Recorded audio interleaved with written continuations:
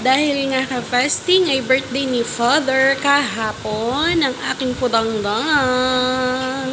Ayan, bumili naman kami ng cake dito sa Galaxy. So, kung meron kayong gold and ready dyan sa Manila, dito naman po sa Pangasinan ay kilalang kilala at mas binibilan ang brand ng Galaxy. At meron pang isa pero mostly Galaxy po ang nakikita ko dito sa province ng Pangasinan. At eto na nga, meron sila dito mga ino-offer na affordable cakes. Pero kahit affordable siya at murang-mura, no, ay napakasasarap naman ng mga quality cakes na meron sila dito. And we can say na tumatapat na sila sa mga lasa ng mga branded na cakes na meron tayo sa Maynila.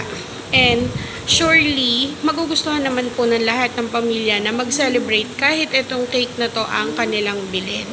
Or ito yung piliin nila na brand. Dahil sure naman talaga na okay ang lasa ng mga pastries and cakes nila dito sa Galaxy. At ayan nga, marami pa silang ino-offer dito ng mga breads, sweets, then syempre yun nga yung mga cakes na meron sila dyan. And then medyo namili-mili lang kami kasi ang gusto ko sana is yung walang chocolate or something, pero puro chocolates na lang din yung nakita ko dyan. So, yun na lang yung pinili namin, yung cookies.